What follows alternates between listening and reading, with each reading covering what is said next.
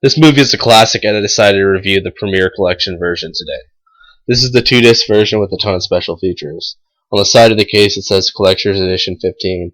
Now, I know this is an older movie, so I'm going to attempt to review it based on how it was back then and not compare it to CG nowadays. The story is pretty cool and basically a group of special ops people going to rescue a VIP and find something surprising instead.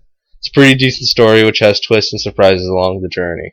The acting is pretty spot on and you believe they are actually the characters they're trying to become and they feel like they know what they're doing. The movie is located in the jungles and it reminds me of a Vietnam setting. The forest is entirely believable, especially with the trouble they had with finding a working jungle. The heat vision looks pretty low tech, but it's an older film, so it's pretty good for the time when it came out. The rest of the special effects are pretty good for this old of a movie. The soundtrack is pretty memorable, and every time I hear the theme, I think of The Predator. I do believe this has been copied in other movies, and that just adds to the originality of it. The gunfire, explosion noises, and predator noises are pretty detailed and give personalities to them. I do have to say that some of the scenes you could tell they used after dialogue recording though. Special features start off with a commentary with the director and a sneak peek of iRobot and Aliens vs Predator on the first disc.